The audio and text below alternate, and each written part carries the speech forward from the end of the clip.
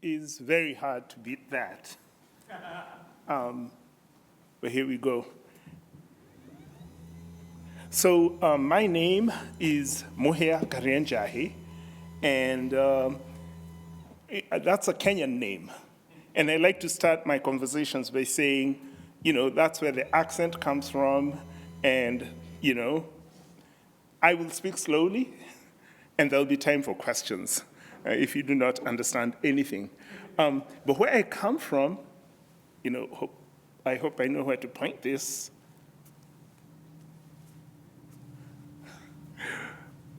Family is important. Yep. All right, so that's the title. But family is important.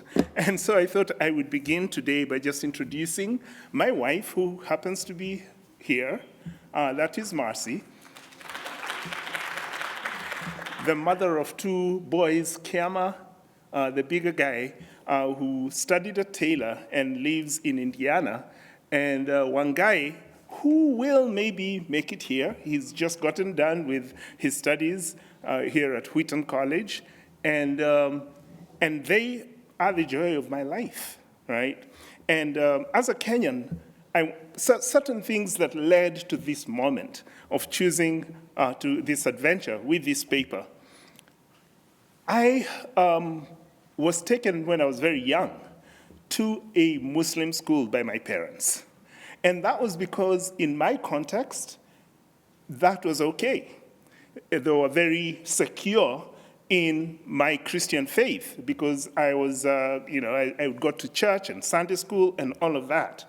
And my first encounter with that in kindergarten at the age of 4, I can remember, was my first encounter with a different culture in a place where I was a minority. And I remember going in to the room, memories from age 4, very vague. And I suddenly was lost, and I was crying, and one of the helpers who looked like me walked in, and I just ran to her. I can remember this, and I just held on to her for the rest of my time.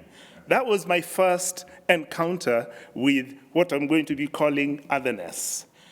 Later on, at the age of 10, in Aga Khan Primary School, and I had a great time there, friends from all sorts of cultures over time. And I remember, as a Muslim school, they would have Islamic sessions, it was religious lessons, and we were allowed to sit in. There was no pressure to take it up or any of that. But one day the imam came in and said, those from different faiths, would you share your faith? What do you believe? And I said, when it was my turn, I said, I gave my first presentation of the gospel very boldly. And, the final piece, this is a crescendo, then Jesus rose from the dead. And that's why we believe. And he laughed. And I just remember being so angry because he said, that's what's the problem with Christians. You believe in somebody coming from the dead. And, and I remember that as my first and real encounter with another faith that was a bit at odds with what I believed.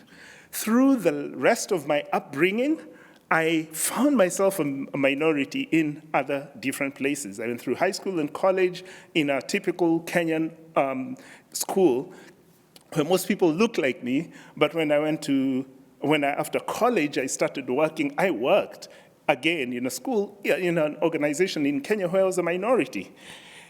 I have looked over my life and just reflected back and even though before coming to the United States 11 years ago, I had lived most of my time in Kenya, even in those contexts, I had been a minority. So I was very, very comfortable with being in places where people do not look like me. And so I came to Honey Rock in the Northwoods of Wisconsin, right? And it was fine. I was the happy African. I loved being an African. I loved the attention of, freezing and everybody else coming and, just taking care of me. I loved that. And when the summer came, as an African, I was quite happy to take my bike into the woods and ride where there was no cell signal. My wife was not happy. And that was because, unlike me, she had had encounters with race in the United States. She went to school in the South, college in the South, in the 80s. And so some of the the angst of her experiences would go with, as she sent me off into the woods. And I was fine until 2020. And in 2020, the world changed on everybody. My church was very supportive, of who we are. But I remember that was the first time I started recognizing that the way I was experiencing, especially the George Floyd's death and all that surrounded that, was very, very different from everybody else. And conversations, we would talk over each other's heads with my pastor, with other people, and I decided to start studying this phenomenon called race in America. I like to say that I started exploring what it means to be a black man in 2020, at least 8 years since I had come to the United States.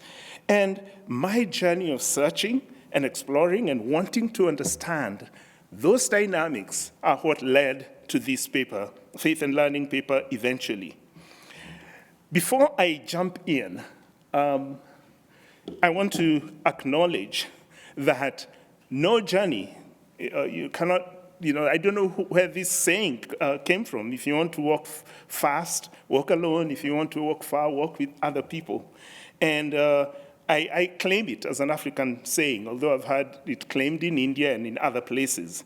But I do want to acknowledge several people who walked with me and worked closely with me. And I first want to acknowledge, obviously, Dr. Diddams, because she has always been an encouragement, even before I wrote this paper.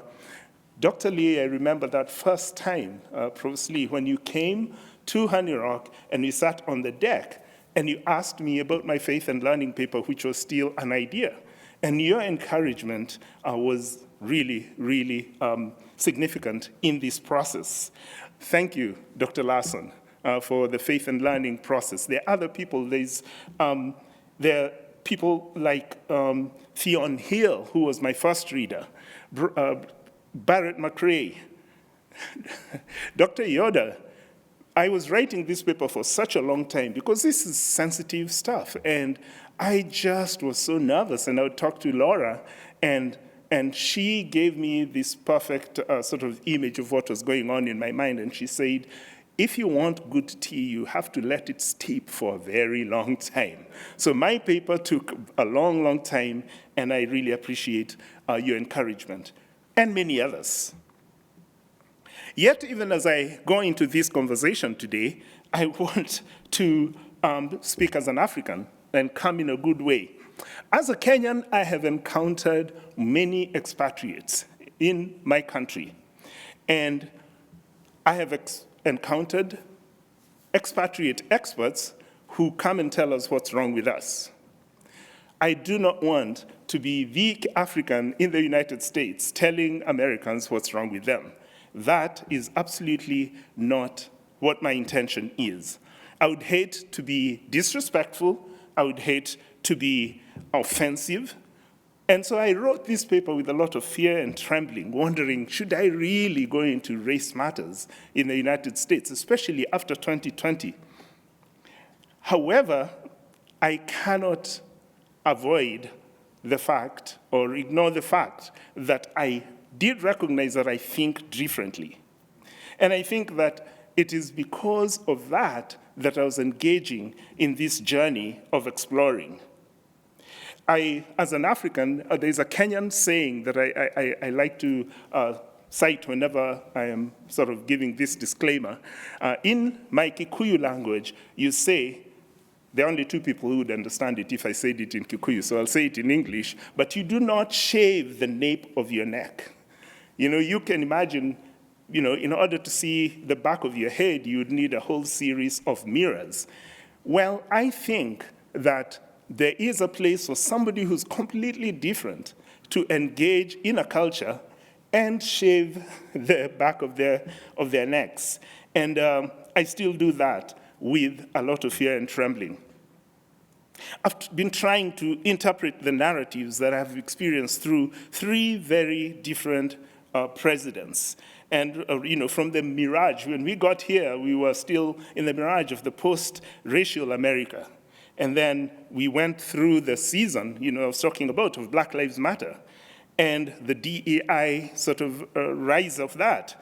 And today, I do not know, we are post something or the other. We will understand what that will be in due course. One other thing about, who I am, just as I talk about my identity, I would call myself a liberation theologian, if anything. And that is because I truly do believe that God takes sides with the oppressed. And so, I'm curious why God called me here, and specifically up in the northwoods of Wisconsin. I am here, and I believe that this is one way in which he has called me to engage. All right, let me first talk about camp.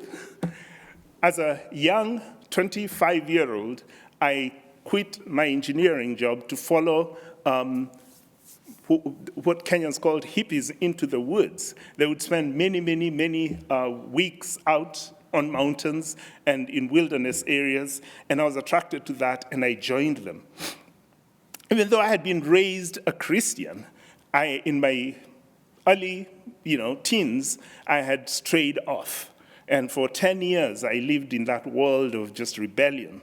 However, when I started spending extended time in the woods, God spoke to me. I was too proud to listen to anybody preach to me, but I remember one morning at a lake high up on Mount Kenya, when everybody, my colleagues, were all in tears. This was a very secular school, and everybody was having a spiritual moment. And my spiritual moment was recognizing that I could not find my place in the beauty I was beholding unless I acknowledged God as the creator of all things. And so my faith is from my encounters in the outdoors. I want to get just the interactive bit here, all right, through and just ask, how many of you have been involved in camp, grew up going to camp? All right, one other thing. This is like 80%, 90%. How many of you made significant decisions that have changed your life when you are at camp or related to camp? Oh, wow. So we are still at around 50%. This is great because I believe, as one of my colleagues in CCI said, that Christian camping specifically is the most effective means of reaching the most receptive hearts. I have a little bit of a subheading there, even as I talk about Christian camping, because recently, after doing a study on Christian camping in the African context, I decided that Christian camping, the power of Christian camping, is in extending kinship. That the passage in Scripture in Ephesians 2:19-20 that says, consequently, you're no longer foreigners and strangers, but fellow citizens with God's people, and also members of his household, build on the foundation of the apostles and prophets, with Christ himself at the chief cornerstone. I think we invite people into that extended kinship best in Christian camping, and my biases are very clear on that. It is an impactful ministry. However, I want to talk about some research findings on what makes camp work, and I have many studies. And one of the things that is said often is the power of camp comes from temporary community, immersive temporary community. And the fact that we go into this context and move away from our permanent lives and experience a very intense community within that time makes us, just sets us up to change and to try out new things that we can try out in that context, knowing that the time will end and we'll go back to life. And if it works, then you take it back to life, including the faith. If it doesn't work, then you leave it behind. And so immersive temporary community sets us up for change. There's also the experiential creation engagement. I hesitate to say outdoors because it's not all over the world that people are excited to be in the outdoors. For some people, what is just a good time can be very scary for others. And so what I believe happens in the context, whether it's indoors in a hall like this or out in the woods, is the experiences and the way those experiences connect us together. The outdoors, however, is a special place, and experiencing God's creation in the outdoors is special. I believe as we encounter each other within the context of temporary community, we encounter creation as well. When we encounter culture, we encounter creation. And that, too, becomes one of the powers of being in a Christian camp and spending time sometimes in the outdoors. The other big element is relationships that are built within camp. And peer relationships are built in a way that is unparalleled, I dare say, in a very, very short time.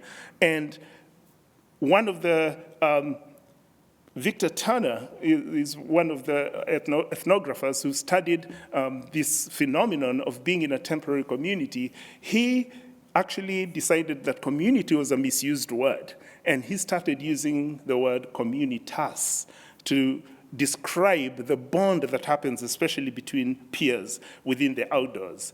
And if that communitas is leading towards godly thinking, then that is part of the impact of temporary community. Purposeful spiritual focus. By that, I'm thinking of the people who actually mediate those spiritual experiences, and they tend to be non-parental adults.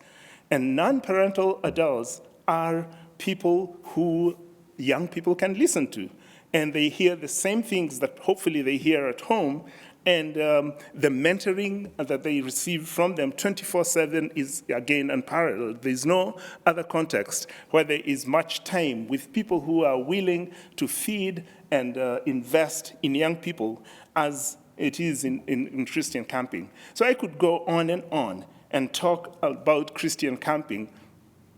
Bottom line, I think it's the most amazing place for young people to be transformed. Not just young people, but older people as well, as they, in turn, work with young people. And this happens all over the world. It happens in Christian Camping International, which is an organization that networks people who do Christian camping, and we are in 80 countries, more than 80 countries around the world through 27 national and regional associations. We reach recorded over 10 million young campers every year through the countries that we're involved in. And we have over 18,000 individual and organizational members. Over 64,000 non-parental adult volunteers are involved in Christian camping through CCI. These are only the ones that we are aware of. We know that there is much, much more that happens out there. So from Ghana in West Africa to other parts of Africa, East and South Africa, there are associations of Christian camping. Brazil and 10 Latin American countries that we are involved in. Pakistan and India and other South Asian countries. Georgia and Ukraine and other East European countries, including Russia. And all these countries we are in fellowship together with. Christian camping is alive, not only in the West. We are aware of Christian camping in the West. It is alive around the world, and there are people of all cultures that really enjoy it and find it as impactful as we do.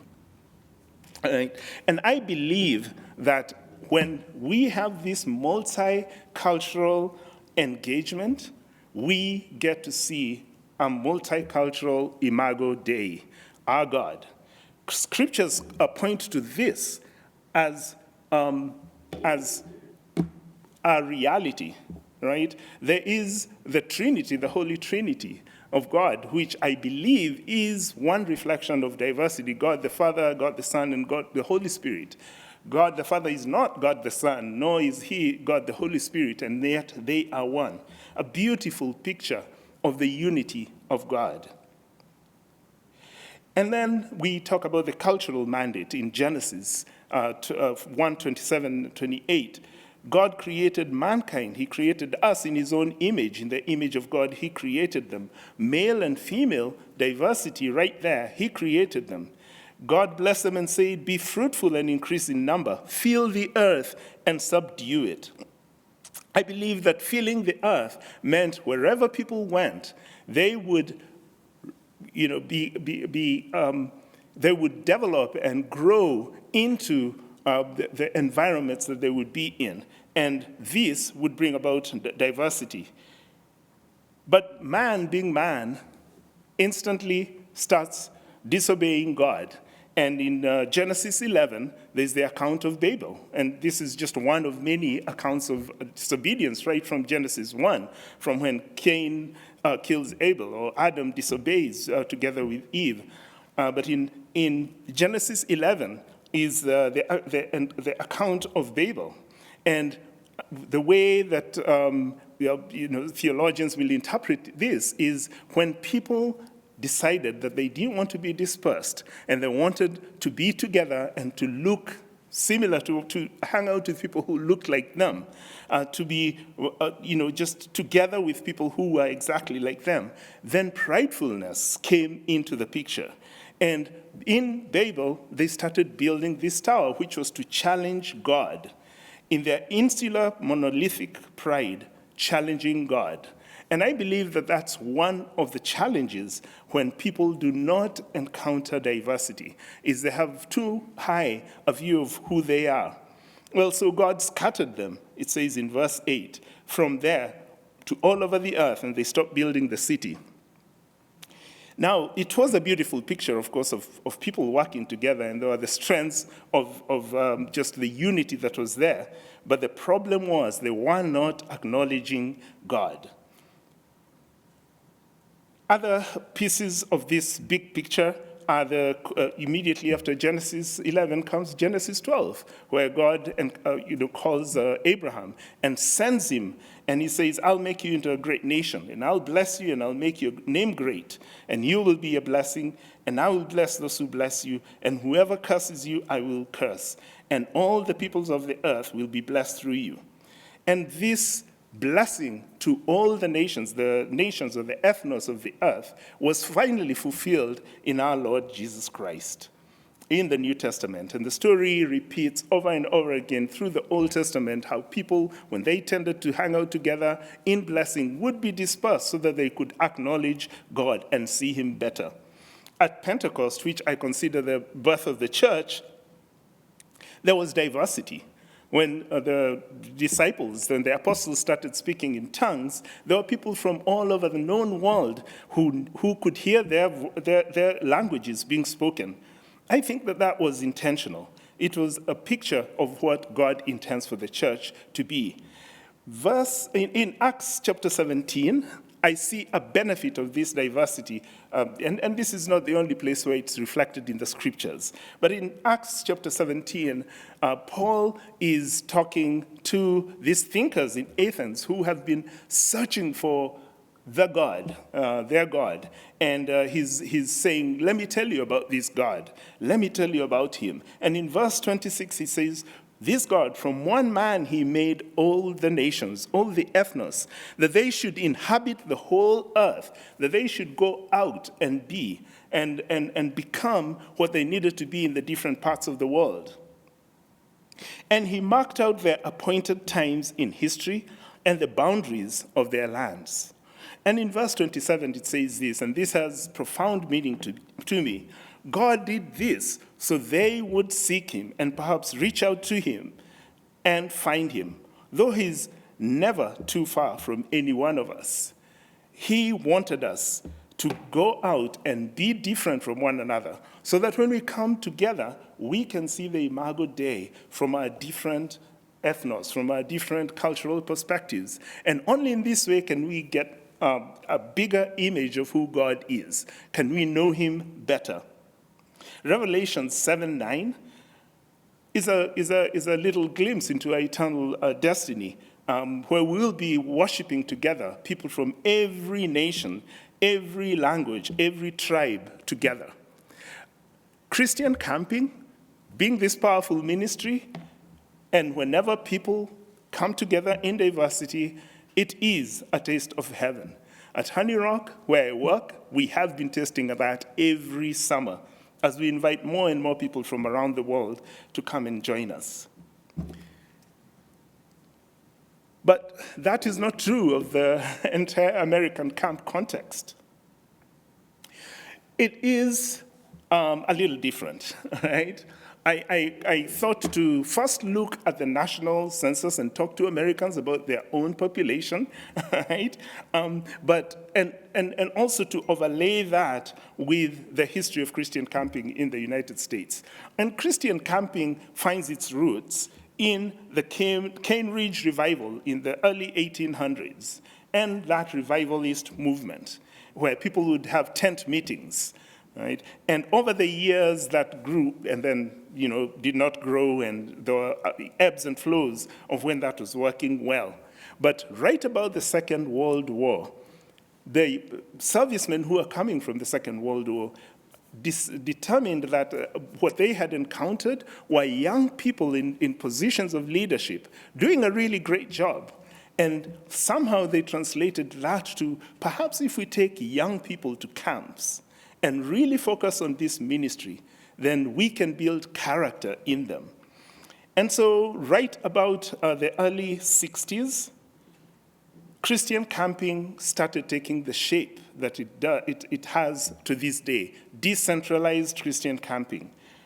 Right? And when I look at around that age, the US population in 1963, out of 195 million people, 88% of the people were white in the censuses that were taken right about then.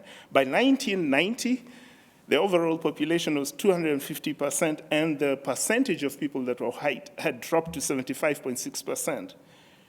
In 2013, this trend of America becoming just more diverse took a huge turn, for in 2013, more non-white kids were born in the United States than white kids, for the first time.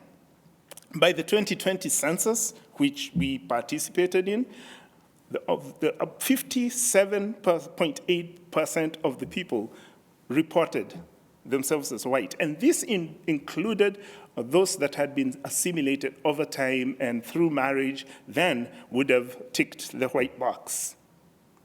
What was significant for us as Christian camping professionals is that 52.7% of those under the age of 18 did not identify as white. And this is the population that we work with.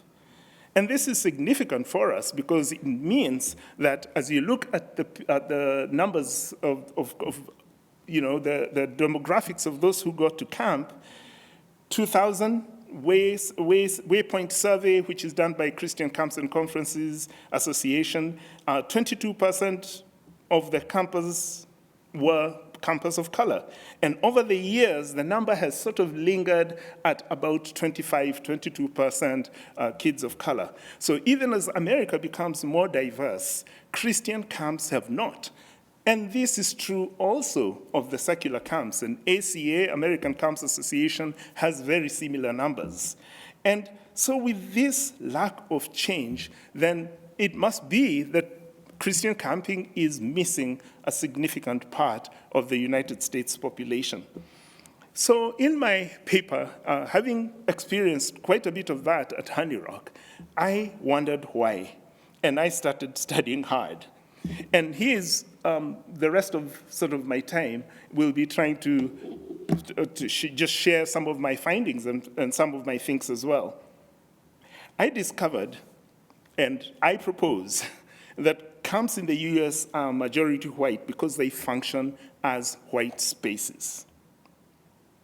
Now, the language of white spaces can be a trigger language, right? Because we are going straight into race conversations, right? So why do we need to name this, right?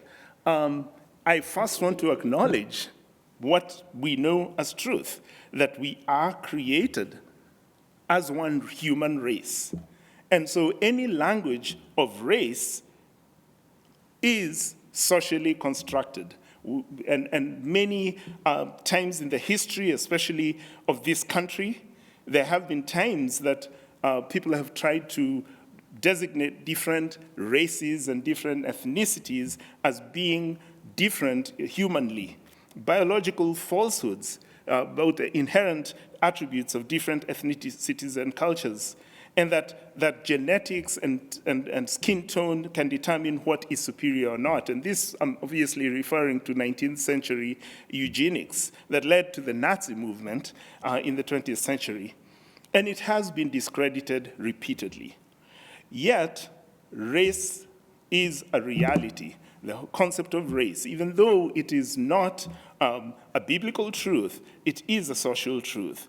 And I say that because as a Kenyan, right, who has been existing in this context, I've noticed that there are consequences to people seeing themselves as different races.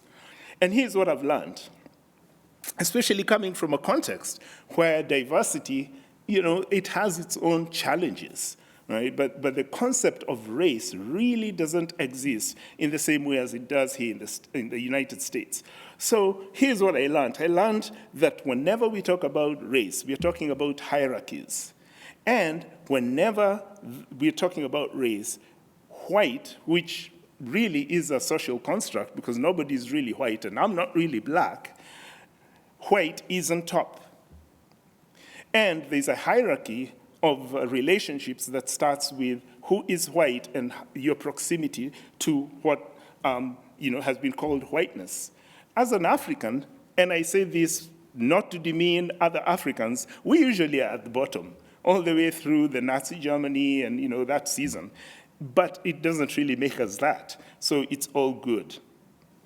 And here's the other assumption, is that the dominant race is what is normal. And that what is white culture is what is normal. Anything else is relative to that normal culture. Now, as a guest in this country, I knew coming into the country that I was going to be in a context where I would be in a different culture. And therefore, I would have to make adjustments. In Kenya, we drive on the left side of the road. I would have to learn to drive on the right side of the road. And actually, it goes beyond just driving, because when we walk on the streets, and probably many of you have never thought of this, and I'm walking in the streets and I encounter somebody, I will move off by turning left, moving to the left. And in this country, you start bumping into people even on the streets.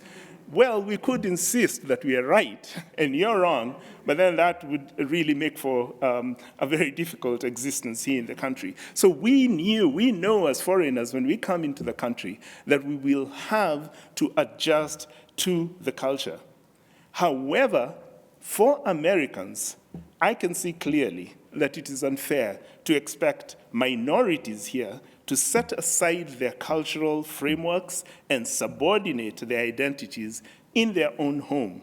And I believe that what happens then in Christian camping is, being mostly white spaces, majority white spaces, and we'll look at some of the reasons why that is, then minorities find it difficult to go and fit in these spaces where they have to set aside their cultural frameworks and act in ways that are not natural or culturally appropriate for them. And so that's really a brief summary of talking about white spaces, which is a huge topic as well. And when you talk about race, there will always be pushbacks, right? This is just a reality. And here are some of the ones that I have encountered. Why make every conversation about race? Right, and I do have to agree that I have encountered people, I have conversed with people for whom everything becomes about race. And I don't think that is quite appropriate, because at the center of our conversations should be Christ. And when it becomes about race and not about what our faith, how that relates to the whole conversation about race, then I think we are losing the center once again. And in other words, race can become an idol. So I acknowledge that. However, we have to talk about biblical hospitality, where it lacks. And, and in white spaces, often biblical hospitality is not so apparent. And one of the other pushbacks is that white people too sometimes experience aggression. They experience alienation and exclusion and animus in some contexts, and that is also true, and I have seen it. There are spaces that white people will go to and they'll feel excluded. However, being in a context where there are more white spaces than non-white spaces, it's like complaining about cold right now, and saying it's okay to be cold, then stay outside. Maybe that was not a very good analogy, but it is easy to find spaces that are white for white people. That is not so true for minorities, and especially in spaces such as camp ministry. Now, one of the things that minorities will do when we're in white spaces is we'll look for spaces that are comfortable. And this is where we do not have to act in what is normally white. And so we'll form little natural, groups that we can let go and we can relax. And there is a wonderful book that's titled, "Why Are All the Black Kids Sitting Together in Their Cafeteria?" And it really gives a good case for why that is so. It's just much more relieving for kids who exist most of the day in a white space to then come into a space where they don't have to worry about acting in appropriate ways that are not natural to them. However, the argument sometimes goes, if it's okay for minorities to be together in small groups, then it's okay for white people to be in small groups. And if you take it even further, it is okay to have white camps because you also have camps that are minority camps. However, only 5% of the camps in the United States are minority camps. And in those camps, kids are able to experience what the rest of the population experiences in the majority camps as well. So is it okay then to have white camps as well so that white folks can, not have to worry about dealing with minorities in white camps? The argument comes around because then what you're doing is, once again, propagating camps at white spaces because that's what's already in the majority. I want to, however, also acknowledge that these minority camps can also run the risk of being insensitive and can also run the risk of not being reflective about what one author has called ghettoization of society. And this is when people are all the same and they idolize being same. And acknowledge that there too, we need to be reflective and to be thinking about diversity and being welcoming and reflecting the Imago Dei. Right, so that's some of the pushbacks. I'm sure you've encountered many. If I was to ask what are the pushbacks to conversations about white spaces, there would be quite a few would come out even just from the audience here. And so now I turn to sort of the center of my paper. As I explored what theologians say about race issues, and especially around 2020, when the George Floyd affair was happening, the death of George Floyd happened, the word lament came about quite a bit. And as from my readings, I discovered that lament has been proposed in Christian literature as a way to wrestle with not only questions of diversity, but other difficult questions that involve conflicts among people. And so I started exploring that, and what is lament? And I'm going to first say what lament is not, right? And lament is in Scripture. It's all over the Scriptures. It dominates, books of Job and Lamentations, 1/3 of the Psalms, according to Brueggemann, and it is a verbal expression of disappointment, sorrow, regret, or any variety of responses to overwhelming circumstances, actions, or events. And from a Christian perspective, camp and Christian come pretty naturally to me. From a Christian perspective, we are expressing these things to God, and that is significant. Because lament, it is not something that you just check off. So it is not something that is just happens in a moment and it's over. It is a process. It is not something to talk at people and say, okay, why don't you as minorities lament, and then you can join us? Because that is just, it means that one party is not lamenting as well, right? And as we'll see later, it is a mutual engagement. It is not crying into the void, because we fully expect Christ and God to respond to it. And one example of this would be in Psalm 38, that is one of the lament psalms, and the psalter is lamenting and ends, Lord, I wait for you, you will answer. Lord, my God, you will answer. It is not a passive thing. It is, as Emmanuel Katongole has written, it is a process that sustains and carries forth Christian agency in the midst of suffering. And so I'll focus a little bit on that in a bit, but this, carrying forth agency is present in Scripture.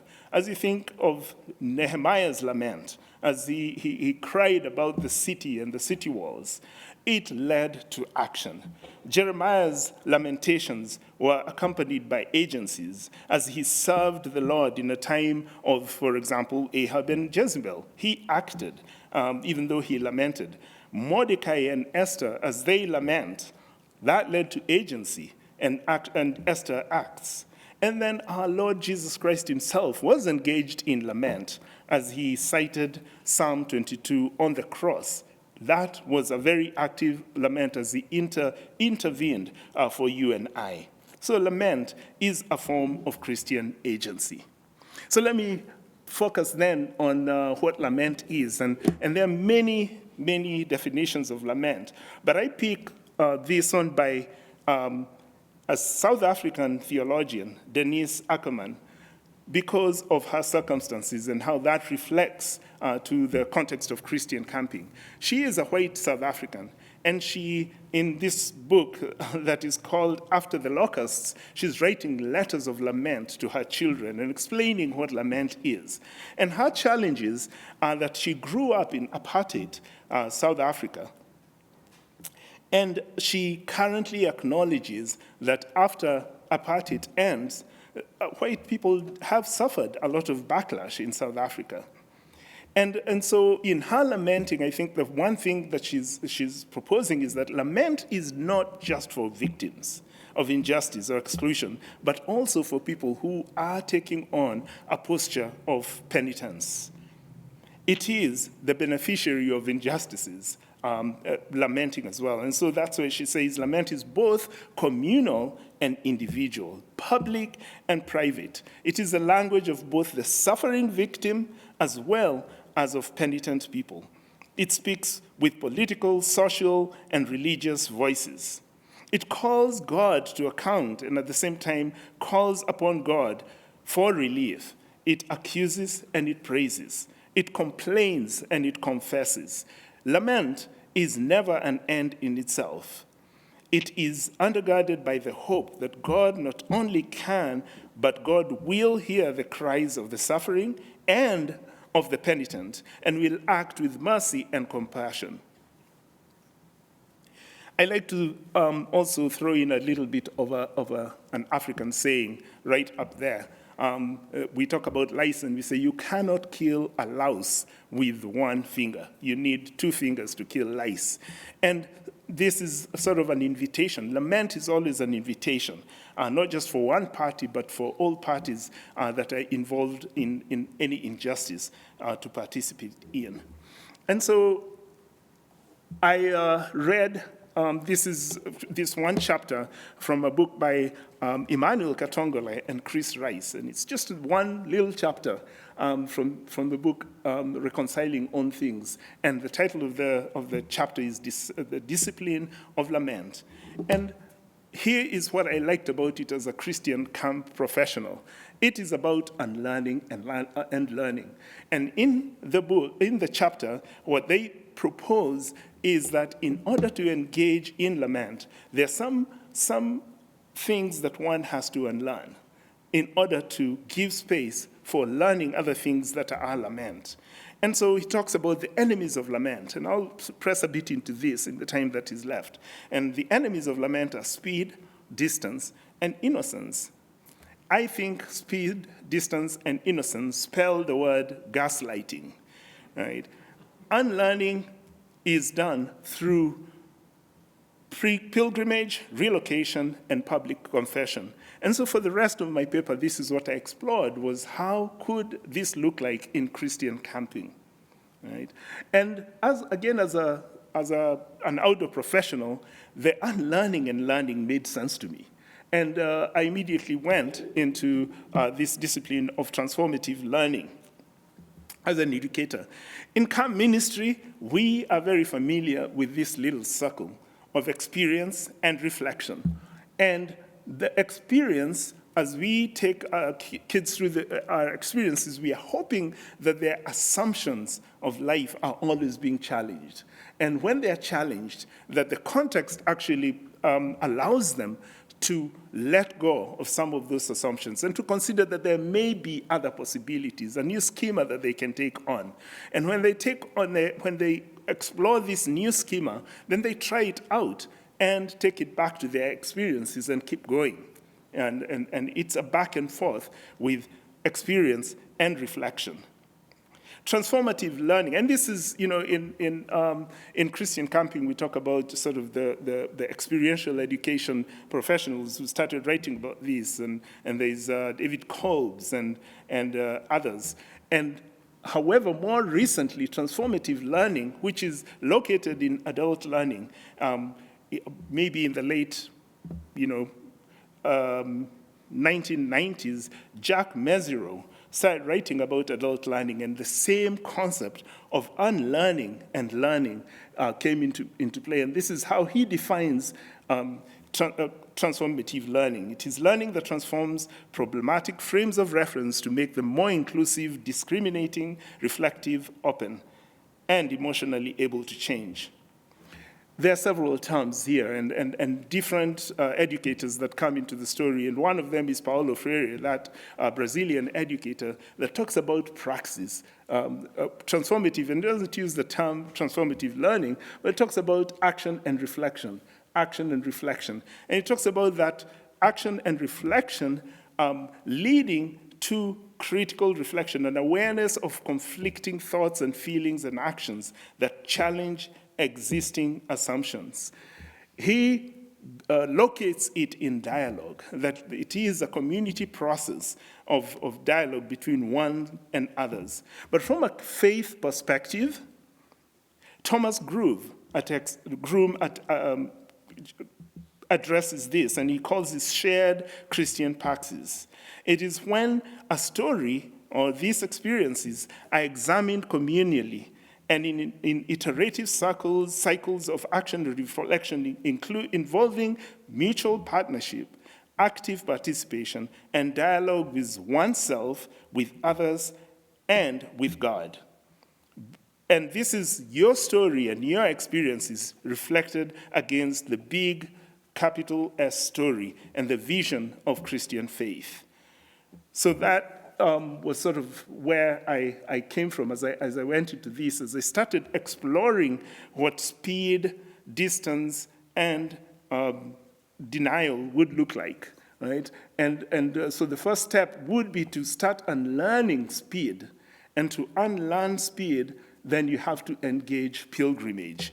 And so this is a big bucket in itself, and because speed involves finding quick solutions, which is, it is an American temptation. America is a place of many solutions, sometimes answering questions that, the questions haven't been asked, right? And so there's a temptation when we see a challenge like this to try and fix it quickly. And when we do that, we are engaging in triumphalism. We can do this, we can fix it quickly. There is denial, and denial would be, I think we've all experienced that. It is things like misquoting Martin Luther King's content of character, not color of skin, and not reading everything else he wrote about what looking at culture and acknowledging culture would look like. Denial. There's also the aspect of an individualistic faith and personal innocence, looking at the injustices that surround us and seeing them as somebody else's problem. For instance, when looking at history, going, why should I be making apologies for what my great-grandparents did in history? And then minimizing and explaining inequalities as outcomes of non-racial dynamics. Some of this we have heard in the Christian camping world. It's a free market. This is who can afford to come to camp. And so it is what it is. It's a natural phenomena. Maybe other cultures do not enjoy the outdoors as much as white people might, right? And so this is a cultural limitation with minorities. Or fault-finding. Why can we not see? I actually really respect where I work at Honey Rock, but there was a meeting when I heard quite a few of these things of why don't they? And it was amazing to me that other people could not see what was going on at that particular time. Minimizing is a great temptation in this context. And so per Katongole and Rice, the way to counter this speed is pilgrimage. And I took a dive into pilgrimage and explored how that might look like. It is the process of stepping out, coming from the comfort zones and allowing ourselves to dive into the unknown. Pilgrimage means going on a learning journey. And the goal of a pilgrim is not to solve, but to search, not so much to help as to be present. Pilgrims do not rush to a goal, but slow down. And they slow down enough, according to Emmanuel Katongole, that they can hear the crying. And it says that the pace is slower and more reflective. One of the quotes that I love from him is when he says, you cannot hear the person if you cannot hear them chewing. And so you really need to be close in. I proposed that pilgrimage has to be in three different directions. One is backwards, and inwards and outwards. And in all these directions, to have a posture of willingness to have assumptions questioned and challenged. So let me start with pilgrimaging backwards. And for this, I go to Ghana, where they have this whole concept of Sankofa. And in the Twi language, there's a saying that taking from the past what is good and bringing it into the present is okay, it is good. And it says that it is not taboo to go back for what you already forgot. So what does taking a journey backwards look like in terms of race relationships? It is looking at the historical experiences of people of color in the outdoors, and to acknowledge that that was a place where a lot of violence happened to people of color, and especially when we talk about black people.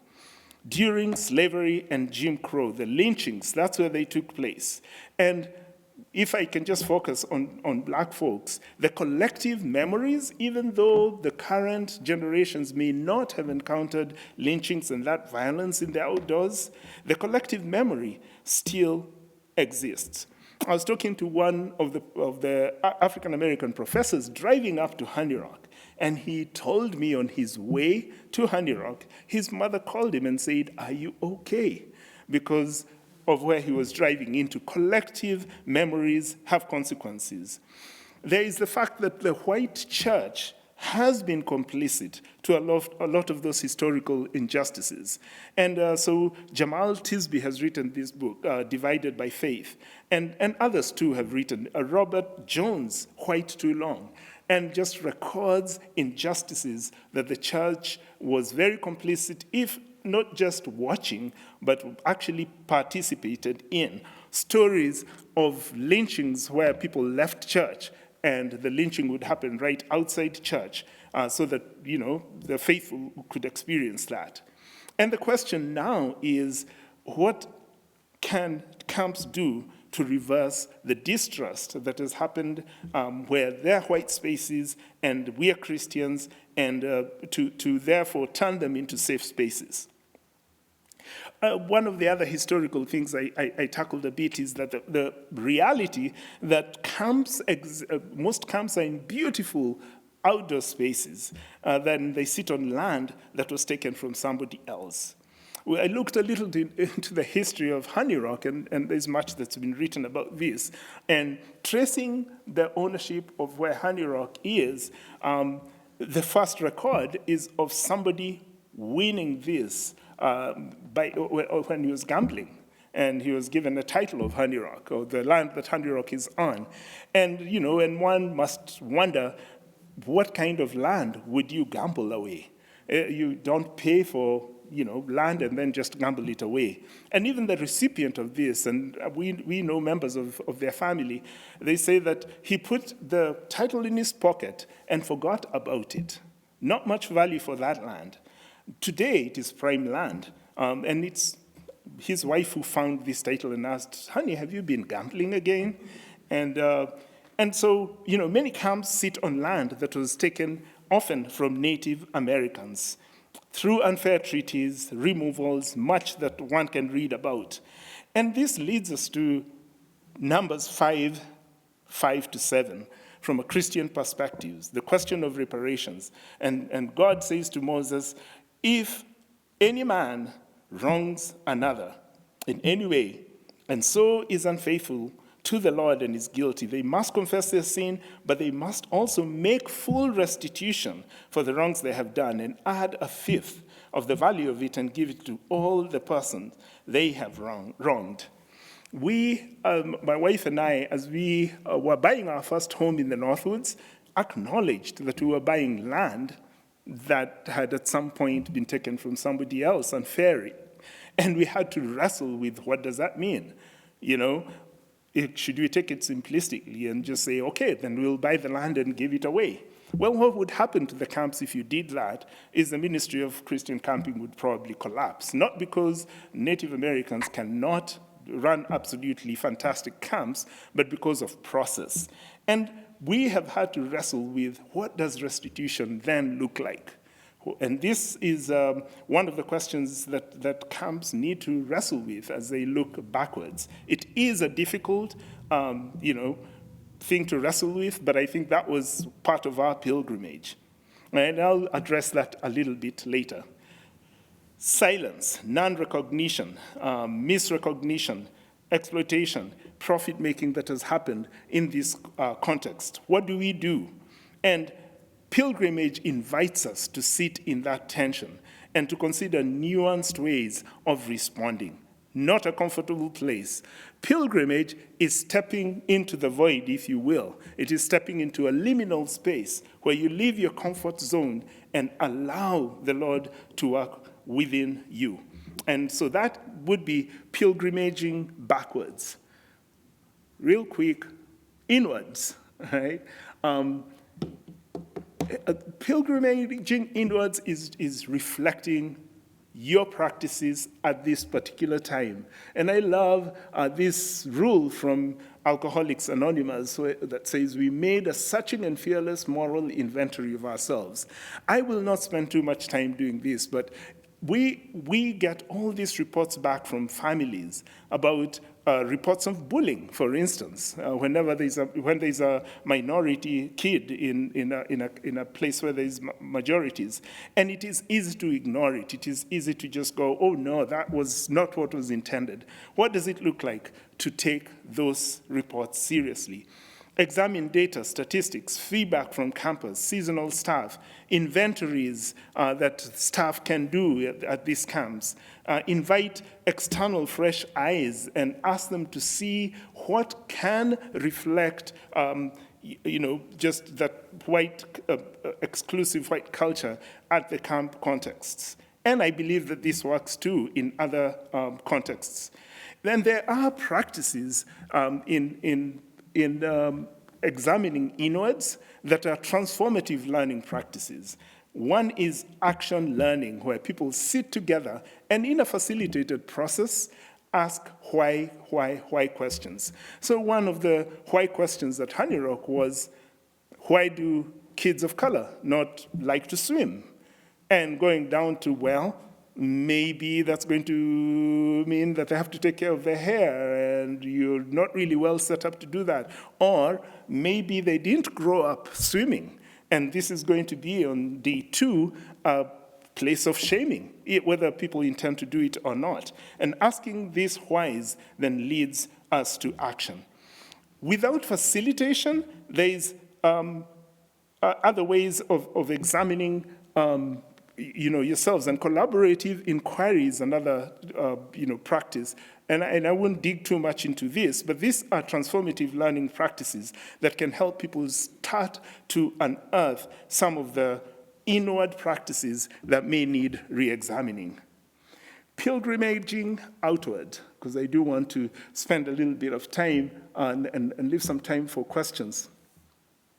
Outwards is basically going from the confines of the comforts of camp and visiting the other and trying to see yourself through the eyes of another. And so that means building relationships with those who are not like you, whether they're close by or they're far out there.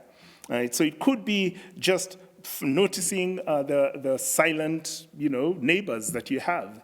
And we have engaged in the process at Honey Rock of trying to start discovering who are our neighbors, our Native American neighbors, and how can we engage with them. And it's beautiful to start seeing Native American kids starting to come to camp, at least when they're in the comfort of their schools.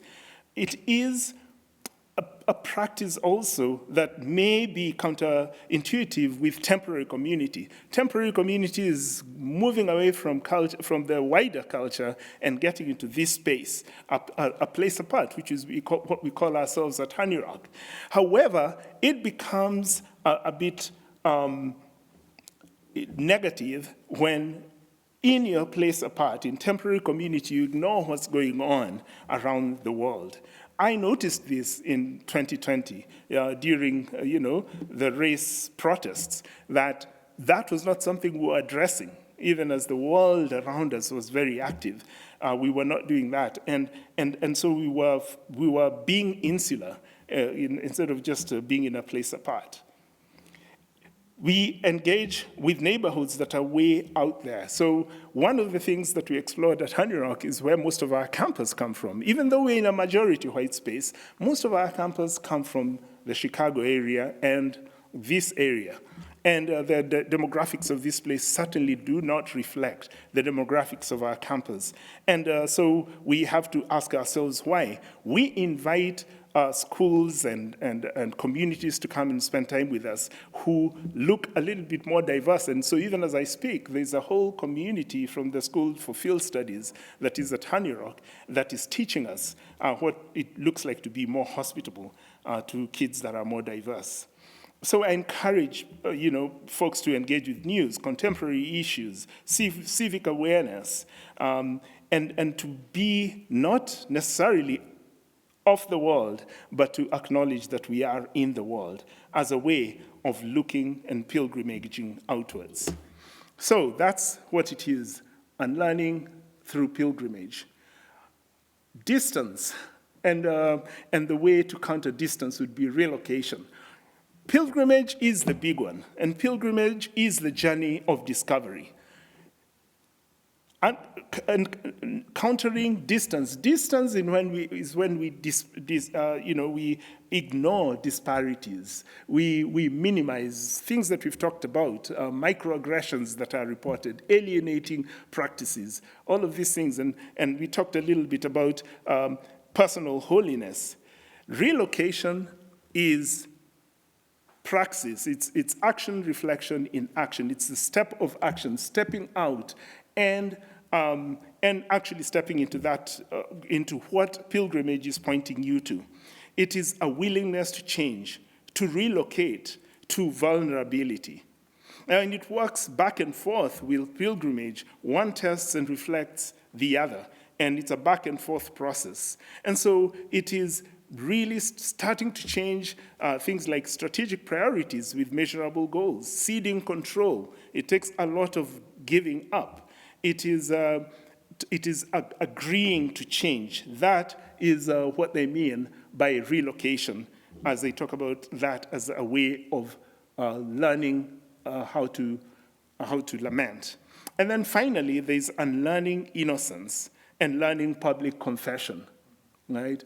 And innocence, again, we've seen how through pilgrimage, we discover ways in which we ignore history, we assign blame, we ignore or whitewash disparities.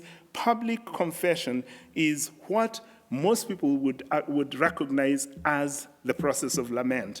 It is rituals and processes that publicly own and embrace the journey of transformation. It is actively engaging in restorative justice.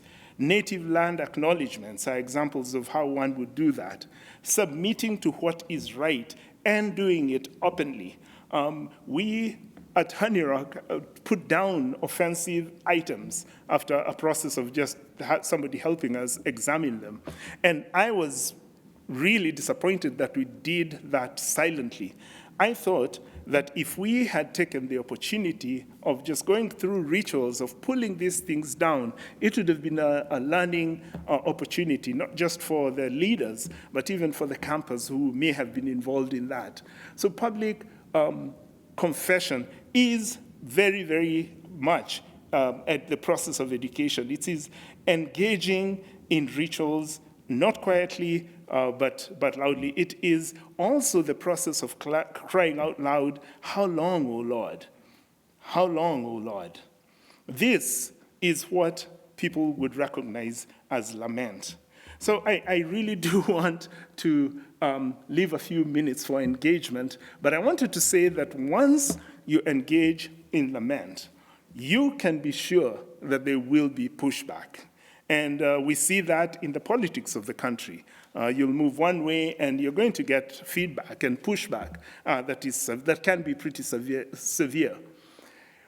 We need to be careful not to make it meaningless. And meaningless comes when we do it without taking care of one another, so that you can end up with a situation of racial battle fatigue, especially if it's old talk. Let's talk about lament. Let's talk about lament without really diving into it.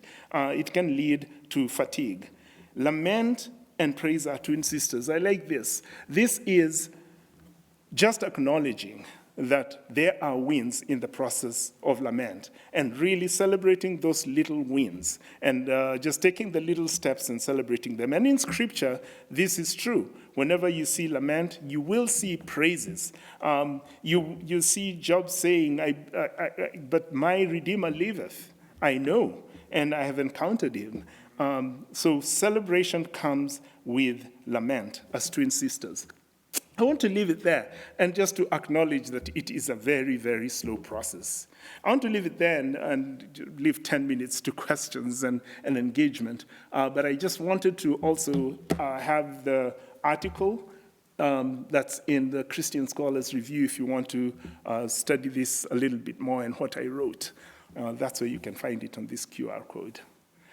So, That was a lot. You're all very gracious, but I hope for some questions in the 10 minutes that are remaining. And I imagine there's a mic there, so if you would be so bold as to walk over to one of the mics, if you have questions, that would be great.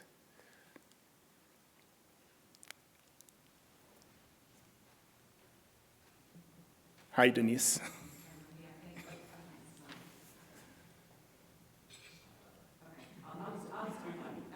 I think it's on.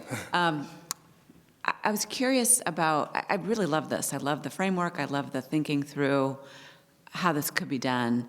I wonder practically what kinds of things have you done at Honey Rock or elsewhere to try to implement this, to try to actually instantiate some of these ideas?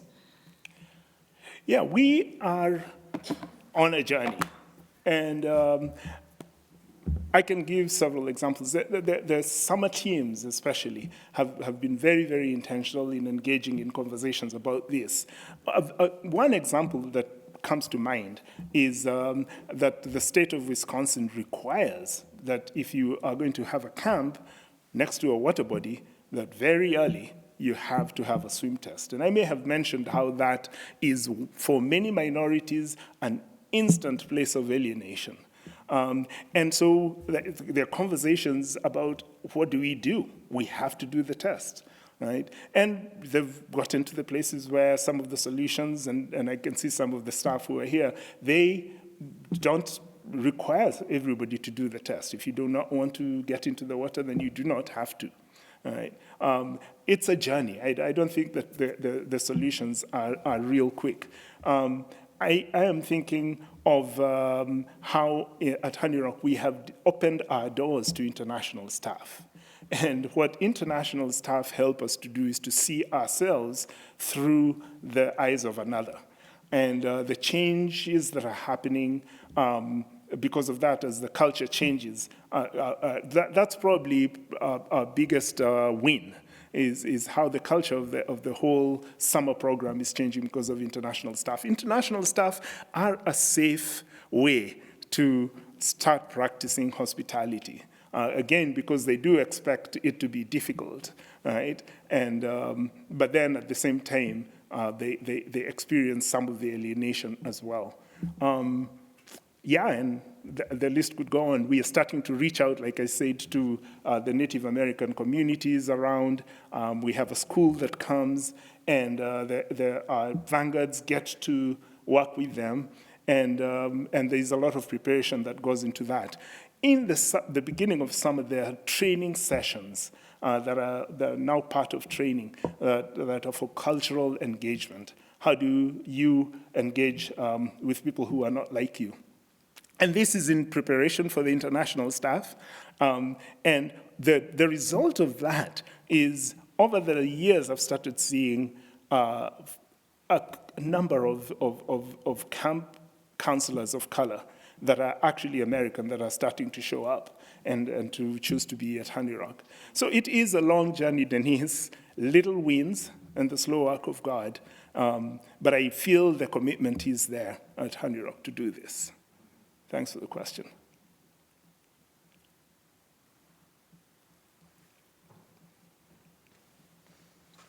Thank you so much for this talk. When I went back to Honey Rock, for having been away many years, yeah, I noticed some things had been renamed. The logo that had an Indian brave paddling away on Long Lake had changed to Honey Rock High Road. So the logo had changed. The old Indian field was renamed. Yes. And so I'm wondering what ways a land acknowledgement could be built into naming instead of just taking away things, and how could we thoughtfully engage with people to name things appropriately, yes, to acknowledge the land. I know that the birch bark canoe that's hanging in the dining hall now used to be hanging in the Ed building. Bud Williams commissioned an Ojibwe man to build that birch bark canoe using traditional craft. Yeah. He was one of the few men left in the upper Midwest who could do that. It cost $600, which was seen as a lot of money back then, but we have the letter in our archives of him going back and forth with Bud Williams to build that canoe. So there's things I think we could lean into, but we would probably need some consulting to do it well, to do it appropriately. Yeah, thank you. And the building of that canoe, in my view, is, it seems appropriate to me because we actually invited somebody from the culture to build it themselves. Otherwise, it would be what is called cultural appropriation, where which ends up being little parodies that are demeaning to cultures. I just had a student write a final paper on native land acknowledgements. I would hope, and they are going to, actually, yeah, they're going to be on staff. They've just been hired, and I'm hoping that these little steps that will eventually just end up with us being comfortable with land acknowledgements. I think that there is a danger of diving into acknowledgements, and one of the discoveries that the student made was that they have become a quick fix. We're about to start. Let's recite something, and now we're done. The box has been checked. So I wish I could give you an answer as to how to travel the journey from we know this needs to happen to it is happening in ways that are meaningful and are not demeaning and are not cultural appropriation, and involve the local community as well. The trust is we're on a long, it's be a long way from being a trusted entity in the Northwoods, especially by the Native Americans. And just a few of us are starting to sort of get into the community. And I once brought an elder to Honey Rock to give a lecture. And most of the times in my engagement with him had gone into his context. And, and seeing his posture as an elder with much respect. When he came to Honey Rock during COVID, because we could not go out, I saw a different man who just looked like he was afraid. He was frail, and it's a long journey. It's a long journey. So I hope that is one that we'll be able to sustain and get along with. I think there's just so much to learn as we become vulnerable and allow ourselves to lose control. And take risks as well. But thank you, that's a good question.